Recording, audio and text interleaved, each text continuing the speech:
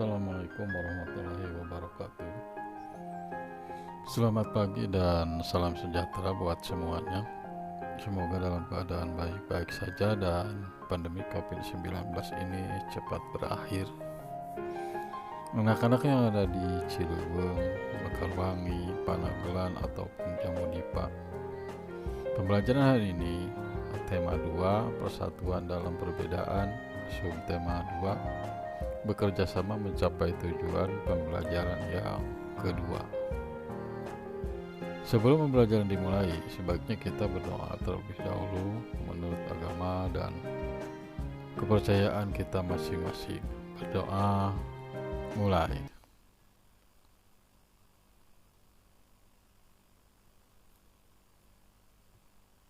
Berdoa, selesai.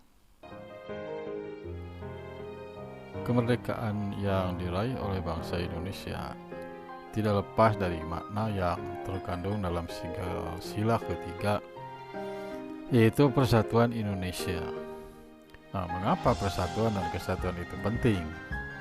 Apa yang akan terjadi jika negara kesatuan Republik Indonesia tidak bersatu? Nah, mari kita pelajari. Meskipun Indonesia terdiri atas ribuan pulau yang membentang dari Sabang sampai Merauke, dengan penduduk yang berasal dari latar belakang dan kebudayaan yang berbeda-beda, namun dengan semangat persatuan dan kerjasama, bangsa Indonesia mampu mengusir penjajah dari bumi Indonesia. Bersatu kita teguh, bercerai kita runtuh adalah semboyan yang sering didengungkan untuk meningkatkan semangat persatuan pada masa penjajahan. Kami berbeda, namun kami bekerja sama. Matahari belum tinggi ketika Edo, Dayu, dan teman-temannya bermain di halaman sekolah. Ada yang bermain lompat karet, ada yang bermain petak jongkok, ada yang bermain congklak di selasar kelas, dan sebagian lagi ikut dalam permainan rangku alu. Edo, Dayu, Siti, Udin, Beni, dan Lani memilih ikut permainan rangku alu bersama beberapa teman lain. Mereka memang lebih suka dengan permainan olah tubuh di luar ruangan. Baru beberapa hari yang lalu, teman baru mereka, Yanes, yang memperkenalkan permainan ini. Yanes berasal dari Alor, Nusa Tenggara Timur. Permainan yang menggunakan tongkat bambu ini adalah permainan anak yang digemari di sana. Edo, Dayu, dan teman-teman di SD Nusantara senang sekali mengenal permainan baru ini. Seru dan menantang, kata mereka. Anak-anak di SD Nusantara justru gembira menyambutnya. Perbedaan warna kulit, adat, kebiasaan, bahasa, atau agama tidak mereka anggap sebagai masalah. Semua akrab bermain bersama. Pernah sekali waktu ketika Edo bercanda akrab dengan Siti dan Dayu, Hendra berkomentar, "Ih Dayu, mau-maunya kamu bermain dengan Edo yang berkulit hitam. Nanti kulitnya yang putih tertular hitam loh," ejeknya. Aku tidak pernah pusing dengan warna kulit, tak pernah pusing dengan asal daerah. Aku dan Siti pun berbeda. Aku anak Bali, Siti anak Sumatera. Tetapi kami saling memahami. Pertemanan hanya butuh waktu untuk saling menyesuaikan. Aku pun butuh waktu untuk menyesuaikan diri denganmu, Hendra, balas Dayu tenang. Hendra pun terdiam. Sesungguhnya ia juga tak pernah mengalami masalah dengan temannya yang berbeda asal. Begitulah gambaran keseharian di SD Nusantara. Anak-anak tetap rukun, bekerja sama, dan bersatu, walaupun mereka berbeda-beda. Wawasan mereka semakin kaya karena mengenal adat dan bahasa daerah lain. Semakin kaya dengan bermain bersama aneka permainan tradisional.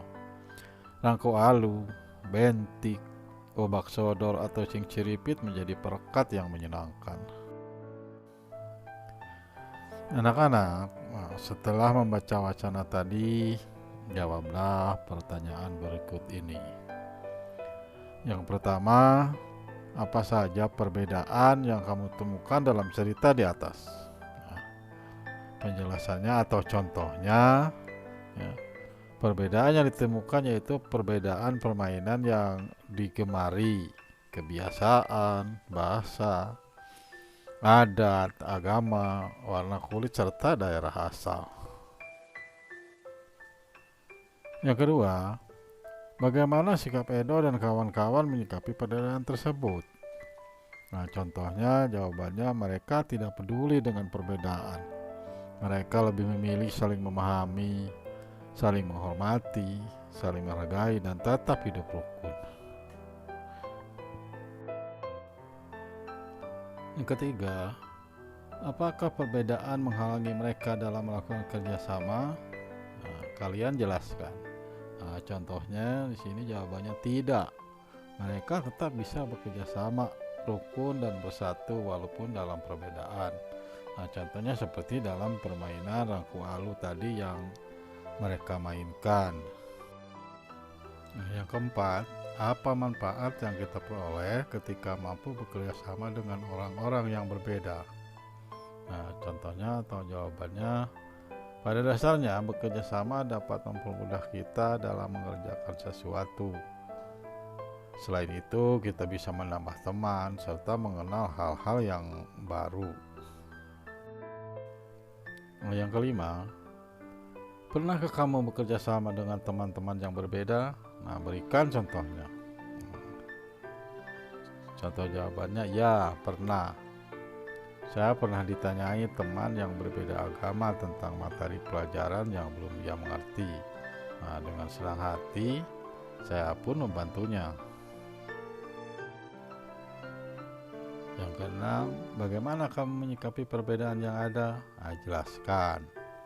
Nah, contoh jawabannya, saling mendukung, saling menolong, saling menyayangi, saling menghormati, dan lain sebagainya. Dan yang ketujuh, jelaskan manfaat kerjasama dan persatuan dalam kehidupan sehari-hari. Nah, contohnya dengan bekerja sama dan persatuan, apapun pekerjaan akan terasa lebih mudah dan lebih ringan. Nah, selain itu, keutuhan negara kesatuan Republik Indonesia ini akan tetap terjaga. Anak-anak, nah, tahukah kalian bahwa kerjasama dan persatuan juga penting ketika kamu menampilkan tari secara berkelompok? Nah, Bapak harap kalian masih ingat tentang pola lantai ketika menari dalam pembelajaran 5 subtema 1. Nah, sekarang kamu akan menerapkan pola lantai tersebut dalam tari indang yang berasal dari Sumatera Barat. Amati gambar dan kalian baca penjelasannya. Nah, gambar yang pertama, tangan kiri menepuk tangan kanan membentuk sudut siku-siku sembari menggerakkan ujung-ujung jari agak berbunyi tuk. Dilakukan bergantian selama 3 kali. Kemudian tangan kanan diayunkan ke arah kiri sehingga posisi tangan kanan menumpu tangan kiri. Berikutnya yang kedua, tangan kanan di depan memukul lantai bagian depan badan, sedangkan tangan kiri ke belakang memukul lantai bagian belakang badan. Dilakukan secara bergantian selama 3 kali. Selanjutnya tangan kiri menumpu tangan kanan membentuk sudut siku-siku. Selanjutnya kalian baca gerakan-gerakan yang lainnya. Berikut uraian gerak dan juga lihat pola lantainya. Ini adalah gerakan yang ketiga. Berikutnya yang keempat. Selanjutnya ini gerakan yang kelima. Berikut ini yang keenam, ketujuh, ke-8. Yang ini gerakan yang ke-9. Selanjutnya 10. Dan yang terakhir gerakan yang ke-11. Nah, kalian sudah melihat membaca uraian gerak, gambar, serta pola lantainya. Demikianlah pembelajaran untuk hari ini. Semoga dapat bermanfaat. Sampai bertemu pada pembelajaran selanjutnya. Wassalamualaikum warahmatullahi wabarakatuh. Terima kasih dan salam sehat.